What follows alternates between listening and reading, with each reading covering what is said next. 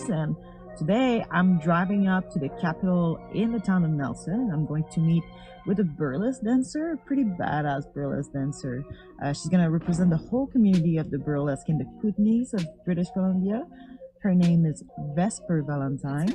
And I'm not even going to be in that video because she requested to be alone on the couch. So yeah, we're going to meet a star today. I hope you enjoyed this episode. Vesper, welcome to W.C.A-In in Nelson. How are you today? I'm well, thank you so much for having me. You're welcome. First of all, I'd like to say that I love your stage name, Vesper Valentine. Really like it, quite sexy. I'd like to know, what was the inspiration behind that name? So the inspiration behind my name is actually from 007, James Bond. It's a martini. There's a Vesper martini in the book and in the movie. And so that's where I got my first name from. And occasionally, some people have figured that out because every once in a while somebody will send me a Vesper martini backstage. No way. So that's where I took it from. Yeah, 007 is, you know, a little bit of danger. Yeah, of course. A little That's bit sexy. of doll. Yeah. It's a good combination of both. Yeah, it is. But that's perfect for you. It suits you so well. Thank you so much. So, Vesper, you have quite a wonderful portfolio regarding burlesque. You are a performer yourself, you're a producer, and you're the founder of the Kootenay Burlesque Festival. Can we start from the beginning? Can you start by telling me the story of burlesque from Nelson, what it is exactly? Absolutely. And so we're very lucky here in Nelson. We have the Canadian legend of burlesque who actually lives here. And her name is Judith Stein. Yes. And she is recognized by the Canadian Burlesque Hall of Fame. Sorry, not the Canadian Burlesque Hall of Fame, the Burlesque Hall of Fame. Yeah, isn't it Las Vegas? It is from Las Vegas, yes. And so it was actually Judith and Tamara Morgan and a couple of other women that originally started burlesque here in Nelson way back in the early 2000s. Oh, wow. And then one of Judith's students was Scarlett Mary Rose. Okay. And Scarlett Mary Rose then went on, after learning under Judith, to become a teacher here in Nelson. Okay. And I started under Scarlett Mary Rose, like a lot of people in our community did. And so those two kind of started the scene.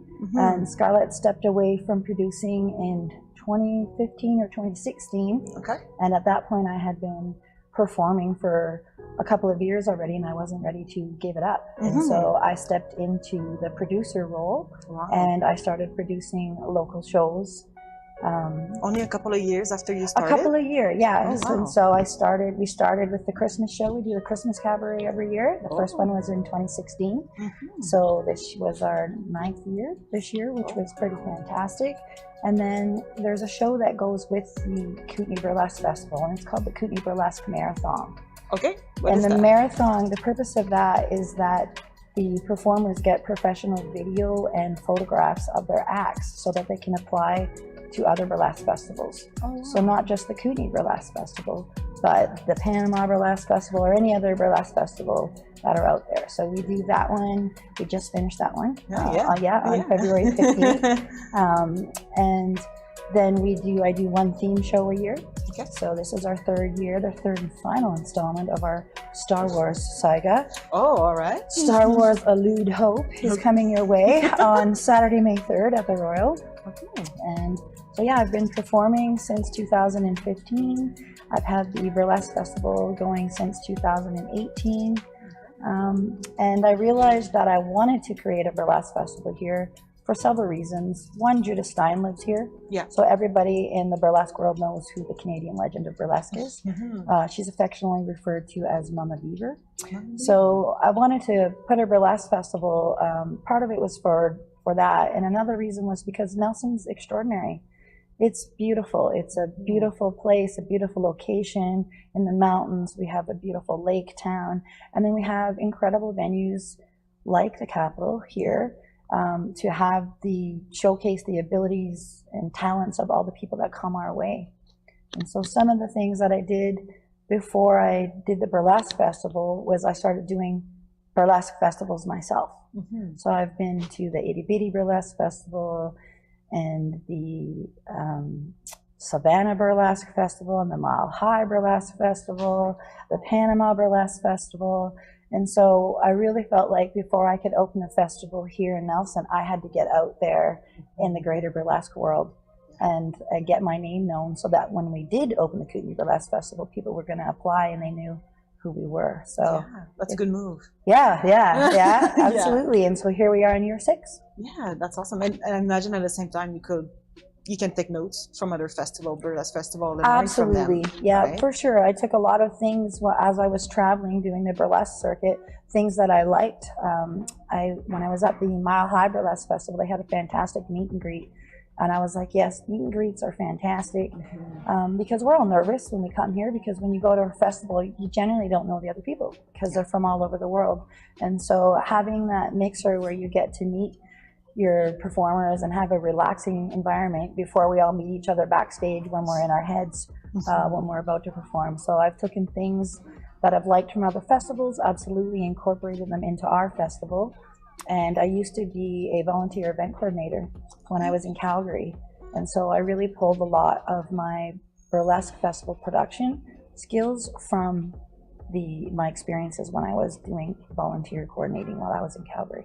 It's a big change of scene going from Calgary to being here in Nelson. It is. I think you came to the right place. I did. I do love it here. Yeah. Is there like a big scene of burlesque and dancing, performing also back in Calgary? There is. I wasn't a part of it at the time. I used to work for WestJet. I was a flight attendant for WestJet when I lived in Calgary. And so there's a huge scene in Calgary, but I wasn't a part of it at the time. It wasn't until I moved to Nelson for a couple of years, and then I started getting into burlesque. But there's scenes in all the major cities: Toronto, Calgary, Edmonton, Vancouver, Victoria.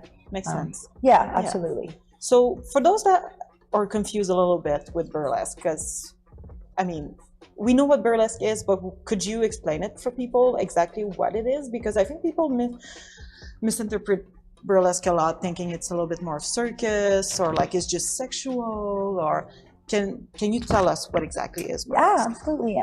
Burlesque has really evolved over the last 20 years. I mean, it started way back when in vaudeville times, and then it kind of died out back in the 80s, and it got brought back again, started gaining steam back in the 90s. So burlesque is a lot of things. Mostly it's the element of striptease. So, and striptease is exactly that.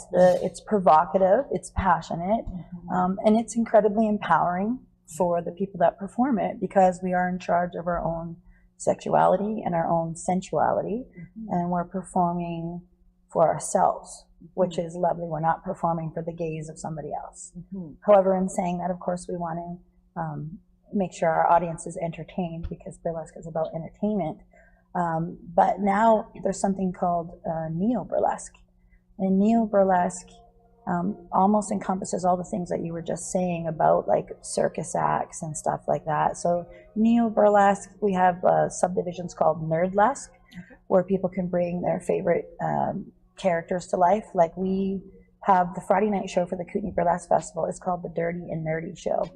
And there's a huge fan base for nerdlesque. And so last year we had a Rafael De La Ghetto from Denver, Colorado, and he did a Steve Urkel number. And absolutely everybody lost their minds. They got up, they were all doing the Urkel dance. And in the audience, we had Jessica Rabbit, we had a character from SpongeBob SquarePants, you know, and then of course Dirty is exactly that, a little bit more of the risque stuff. And then the kind of classic burlesque, we have our second night showcases, Sparkle and Sass Soiree, and that's where you see more of the Vegas showgirl with the big feather boas and the feather fans. But now we have aerialists that do burlesque, and they're on a hoop hanging 20 feet high, doing incredible feats and removing their incredible costumes. And so to encompass all of that, burlesque has just grown to the point where you can pretty much put anything you want on stage. And it's empowering, and it's open to everybody. We say that burlesque is for everybody, and we mean that. And so it doesn't matter what your gender, your race, your shape, your size, there is a space for you in burlesque on a stage somewhere. I love that. I love that too. I love that. We should all be included, and that's what you're doing. That's exactly what burlesque is aiming to do. Yeah, you're sexy no matter what. You might not be sexy for someone, but the other person might think you're the hottest person in the place. You know what I mean? Absolutely. And we get a lot of that feedback after the show where people say, I felt like I saw myself. As a plus size performer myself, I get a lot of feedback on that, where people have that misconception where you need to be a certain look or a certain size or a certain weight. And you don't. And so it's really freeing and empowering when you get that kind of feedback. And then we also get, every time I do a show, we get a bunch of emails. How can I sign up? Where can we go to learn? And so this last summer, we launched the Kootenay Burlesque Academy. Oh, really? Yes, it's in Nelson. So we're Nelson's first school of burlesque. Okay. And so W.C.A-In is an instructor, and I'm an instructor. We also have Marlo Blue and Lily Bell as instructors. Wow. And we supplement that with, we bring in 6 guest instructors every year as well. Okay. And so far, almost every class has been sold out. So there is a need for it. People want to express themselves. So, you know, we're just growing the scene here. This is amazing. Yeah. I love that. For a town of 11,000 people, we're sure doing pretty fantastic. All right, this is crazy. I love that for you. So you were saying a little bit earlier, like there's different style, like more Vegas with the big boas and the feathers and all of that, and a little bit more like some people do aerial loops, all kind of stuff like that. What can people expect when they come and see Vesper Valentine on stage? Normally, if they're coming to see me, I'm more of a classic performer. Okay. So I like my big feather fans, and I like to pull my boa, you know, play with my ostrich feathers, and but occasionally I will do a nerdlesque number. But generally, I am a classic performer when I am performing. When I am producing, it's important to me that I have a wide range of talent on stage. So you will see singers, and you will see aerialists, and so people like circus act, insomniacs, drag kings, drag queens. So because it's all encompassing. So you can expect a variety show when I'm producing, and that includes the Kootenay Burlesque Festival as well.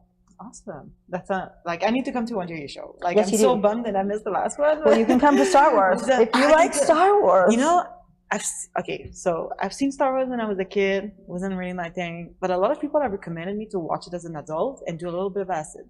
Absolutely. So for those that are confused a little bit with burlesque, because I mean, we know what burlesque is, but could you explain it for people exactly what it is? Because I think people misinterpret burlesque a lot, thinking it's a little bit more circus, or like it's just sexual, or can you tell us what exactly is burlesque? Yeah, absolutely.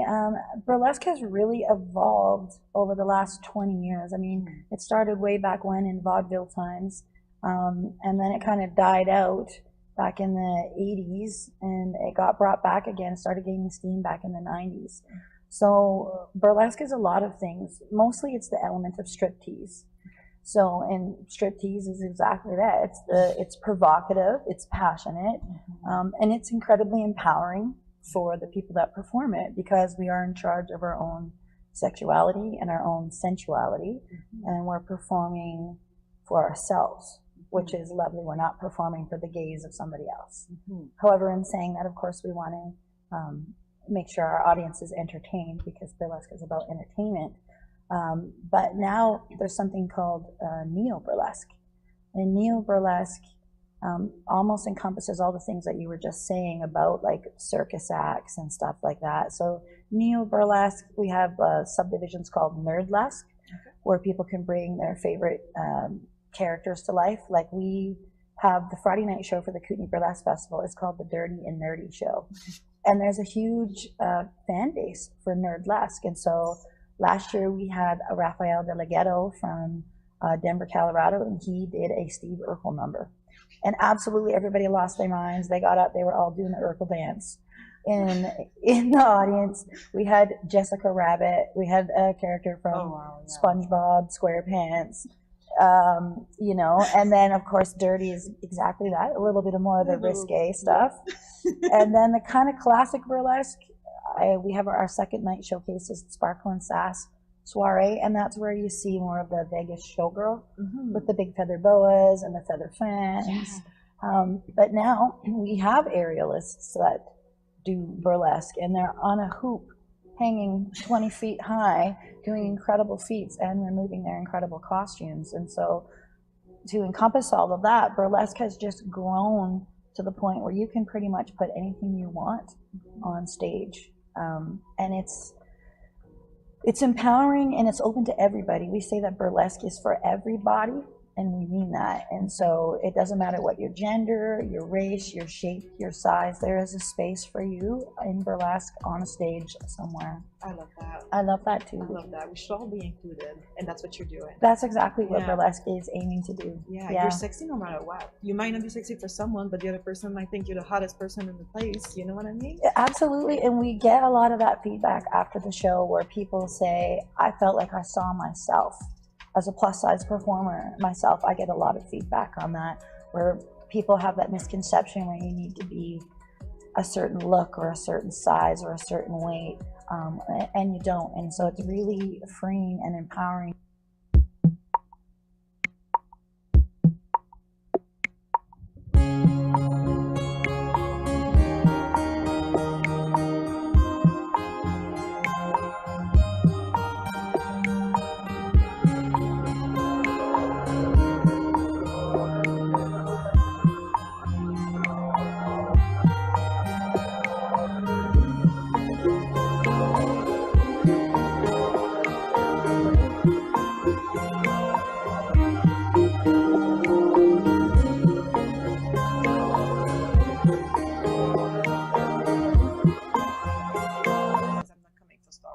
Be here to see what the show is about. Like when I came to see the Circus Like Insomniacs for the Western team, I'm not a fan of Western and country music, but the show was so amazing. They're incredible performers. Incredible. They're lovely, and we're very, very lucky to have them here. Oh yeah, you know, in Nelson doing the things they do. They're also building their own scene with circus stuff, and so and we all work together and we all hire each other. There's a real sense of collaboration and community here in Nelson, and that's really lovely. Yeah, I love that about Nelson, that everybody's helping out each other. Yep. I was kind of expecting to be crush and destroy because I'm not yet a part of the community when I started my TV show, but the response from people was quite incredible, and people just wanted to support and just share with you, and it's something amazing about a small city. You don't expect that from a small city. That's right. So, yeah, coming from Calgary, I understand exactly what you're talking about. So it's very inclusive here, and we all want to see each other succeed. Why wouldn't we? Yeah, right. You know, there's collaboration happens at the top, and competition happens at the bottom. Yeah. That's a good way to put it. So I imagine, so we were talking a little bit about the sensuality and sexuality that comes with burlesque. Did you ever feel like you were challenged because of that? Did you ever felt maybe uncomfortable, especially at the beginning of doing burlesque? Was it something challenging for you? I would definitely say it was challenging because it was out of my comfort zone. I had never done it before, and before I started burlesque, if you would have asked anybody in Calgary, if they would have said, "Oh, Vesper Valentine is doing a burlesque," they would have been astounded because I'm actually quite conservative when I'm not on stage. Yes. So that's your time to get it's just my upbringing and stuff like that. And so it was challenging, but it was exciting. And then people like Judith and Scarlett, because I learned under both of them, they created comfortable, inclusive environments where you feel comfortable to be yourself and you feel comfortable to ask any questions. And then as I got a little further into it, Judith is one of my mentors for sure. She would push me and push me outside of my comfort zone to get me to that level where I could, get into festivals across the globe. And so, I don't know if I was uncomfortable, if that's the right word, more nervous. You're nervous when you're going on stage and taking your clothes off, but what you realize quite early when you perform is that your audience really wants to see you succeed. Nobody wants to see you fail. Eventually, we're all going to have a costume malfunction or something doesn't come off the right way. And I had a pretty big one last year. I had a feather cloak, and then I undo it here, and it slits apart into two feather fans, and it's beautiful. However, when I went to undo it, it knotted. And I was on stage performing, and there was no way it was going to come off. And you realize partway through that this isn't coming off, and you're trying not to show it on your face, and you're like, oh, this is fine, this is how it goes. And then I had to like literally yank it over my head, try not to knock off my crown. And the audience realized that I was struggling, and they were so loud and cheering that I actually couldn't hear the music anymore. And so when you realize that people want to see you succeed and they're here to lift you up, it really takes a lot of the stress and anxiety out of your performance. I think my favorite part of performing is the part of where I get to empower other people. You know, again, to come back as being a plus size performer, I see people's eyes light up when they realize, hey, this is for everybody. So I do really like that part of being able to encourage other people, like, absolutely, you can do this. This is, you know, if I can do it, you can do it. And I also really enjoy the part of entertaining people. For me, burlesque is about entertaining, and especially in the trying times that we're living in right now. So if I can make you forget about your problems or your stresses for 4 minutes while I entertain you, I'm so happy to be able to do that, you know. Feels when you are sliding that over your skin and doing a little tease because you can't quite see, you know, here's a little peek, oh, that's all you get, here's a little toss. It's beautiful, and so I do love performing. I love performing and I love producing. Producing gives me that opportunity to lift up other people in my community, and because some of them are very seasoned, and then we have with the Burlesque Academy, we have brand new people. So to be able to give them an opportunity to be on the stage and a paid performance, paying my performers and all of the crew is very important to me as well. You know, artists deserve to be and need to be paid. So and there's a lot of non-profit organizations. Yeah, and you know, if you want to donate your time for a performance for a fundraiser, absolutely, but don't work for free. Other than that, and you know, Judith Stein's a big advocate for that as well. And even as the festival, we pay at the festival as well. We pay, and not very many festivals do, and I understand because they are a huge financial endeavor. And for my sake, it's just me. I'm the only person that pays for that entire festival, and so we're on year 6. And it took a couple of years where we could get the money to actually pay people as well. You make your own costumes, or do you get them somewhere? So a little bit of both, and so I don't make my own boas and things like that, but I will support other performers in our industry that create those. So Queen Kwan makes incredible boas and feather fans and feather accessories, and so I have bought some things off of them, and then some of my base costumes, so I will get those off of a performer from Etsy, get them sent to me, and then I will bling them out, and I will rhinestone them myself and put the pleats on and all of that kind of stuff. And so yeah, we get a base and then we kind of build on it. That's awesome. Yeah, That's a good, I don't know, I love crafting. so do I. So, we have craft night at my house all the time. Okay, so yeah, that's actually enjoyable for you to do. we come over, we get the wine going, we put some music on, we get our rhinestone kits out, That sounds yeah, so and we fun. create together, Can I right? come And again, for that you? builds community because we're all just hanging out, because when we're not looking like this, we're in our sweats and like everybody else, Yeah. right? We're just the average person next door. Yeah. Just when we're on stage, we just bring it up a bit more. Yeah. Do you guys get fully naked? We don't get fully naked. Okay. So we have to have pasties on. So pasties cover your nipple, and Okay. they're fun because they're also sparkly and shiny. Why not? And panties all the time. Yeah. Panties could be, to clarify that, G-string. Oh, okay. And then we have something called a merkin, which is also known as a C-string. And that's just a little tiny thing that goes here and it goes between your bum, and so you're pretty much naked. There's a little cute little shiny piece above your bum crack, and then there's a shiny piece where your private parts are. So there's, and you know, it depends. In Canada, we can do that.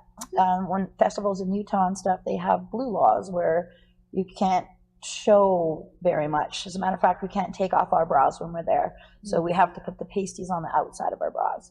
But Yes, it really depends on where you are and where you're performing in the world, on what the rules and regulations are.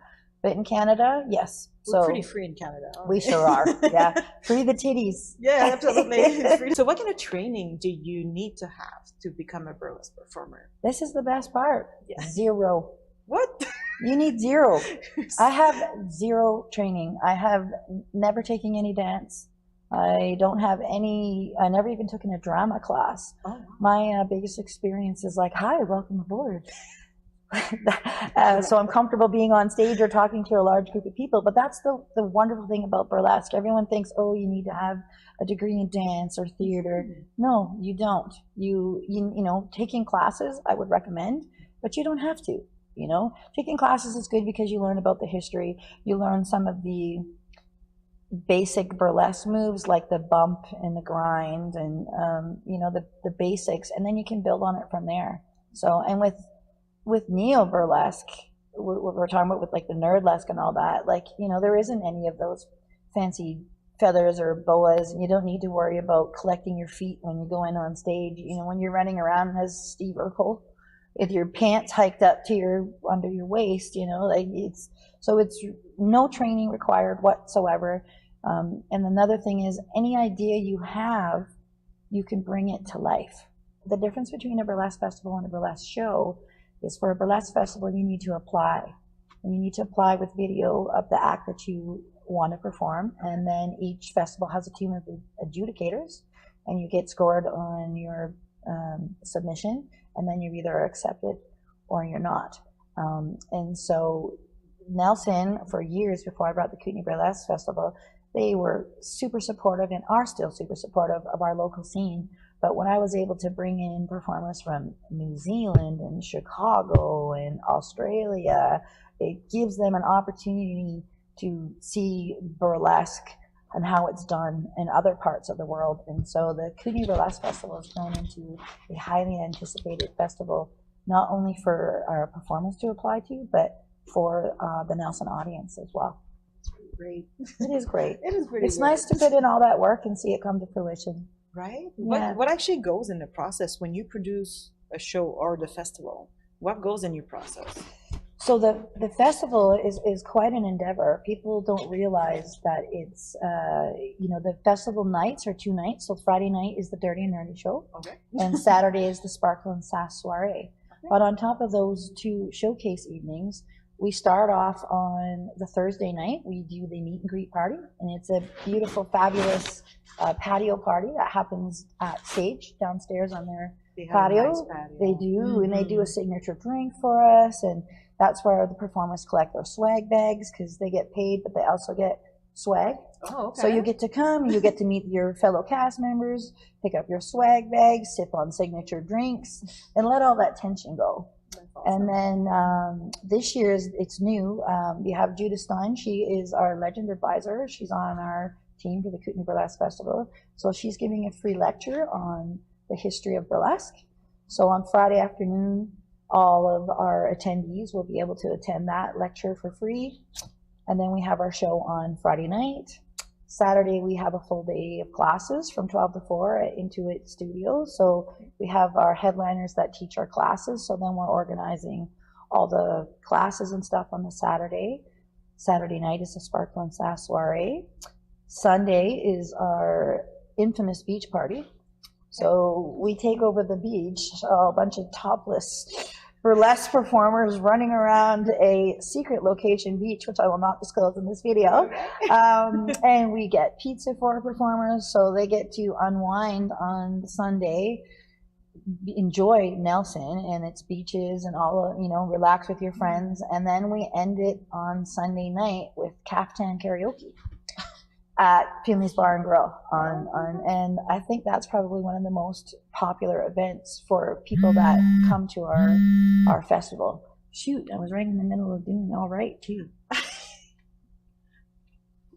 Okay, I'm not sure if it turned off or not. Okay. Yeah. Okay, now what was I saying there? We were talking about what makes you choose somebody. So they were Okay, like the yeah. interaction with people, the So costumes. we're gonna have to cut that. Little bloopers here. You can cut that in there. And so yeah, I do like to set people up for success. Yeah. And so on the website, under our applications, is all the things that the adjudication teams scores you on. So that way, when you're applying, you have an idea of what you're getting scored on.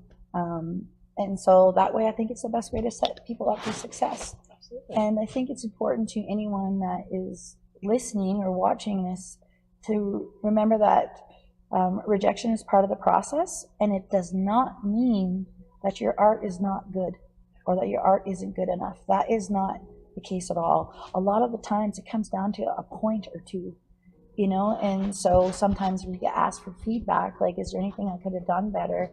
It's like, you were fantastic. And it also comes down to sometimes, so we get 100 applicants easily every year, which is why I don't watch all those videos.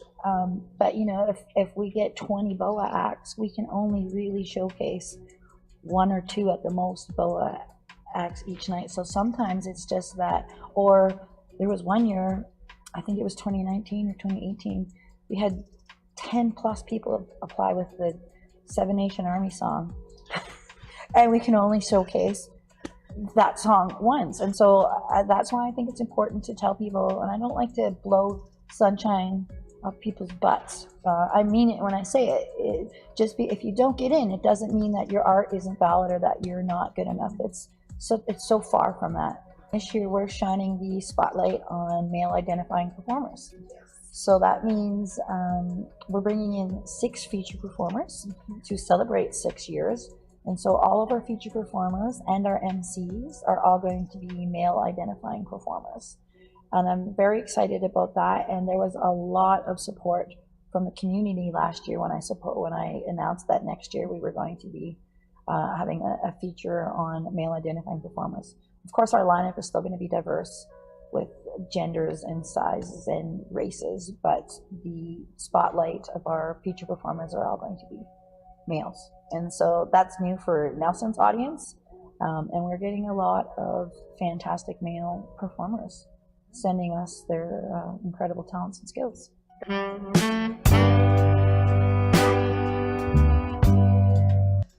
June is the Kootenay Burlesque Festival, June 28th and 27th and 28th. We'll add the dates. Yes, we will.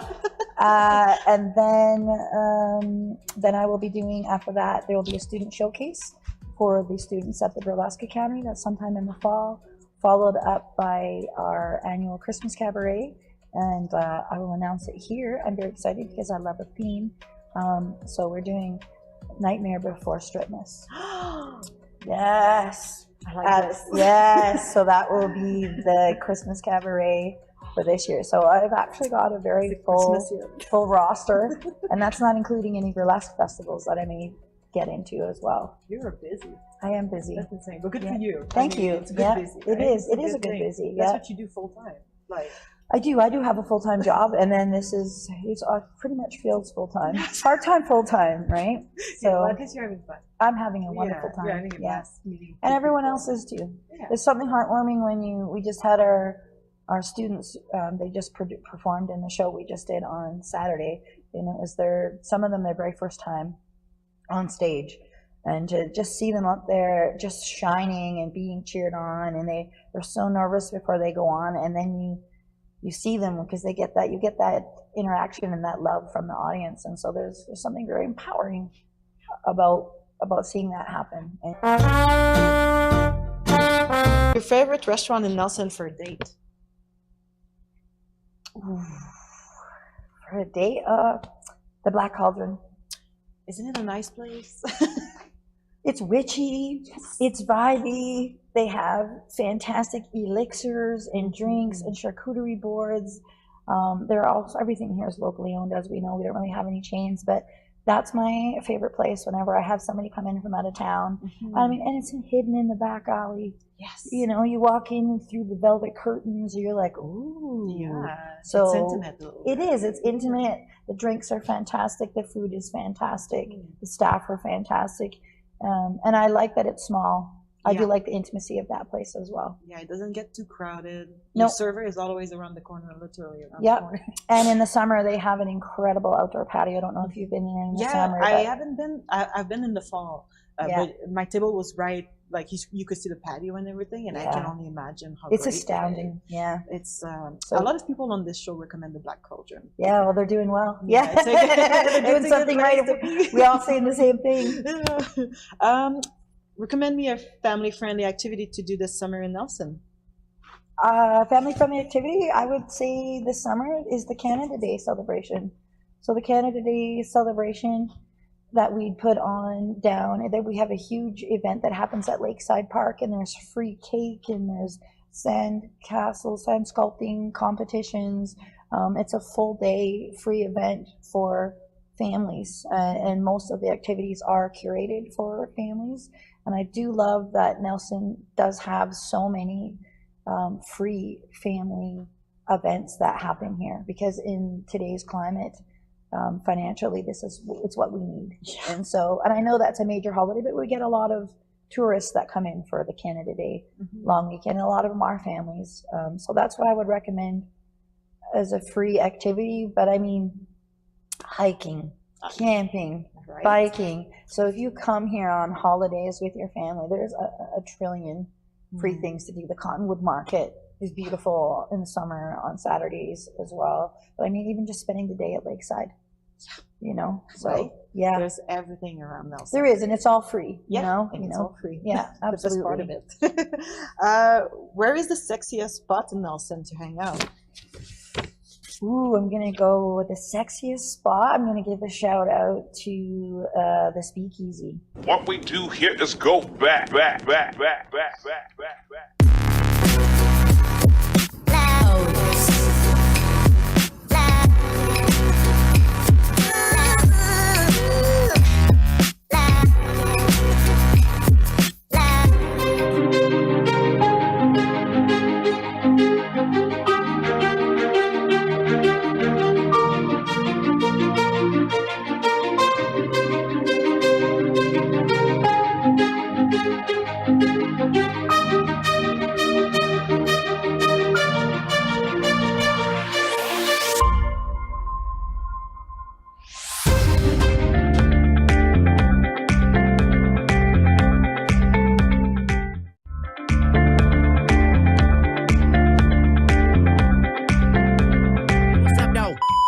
Well, it's your gal Yaya, and you're here on Yaya's channel.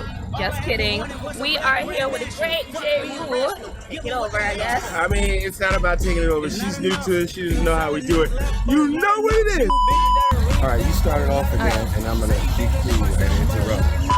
It's your man Jay Wu out here in the tropical paradise, and they say you don't bring sand to the beach, but alongside me I have the beautiful co-host Yaya. Yaya in the building, and we have amazing news for you. We're outside, not in the building, and the sand is out here on the beach.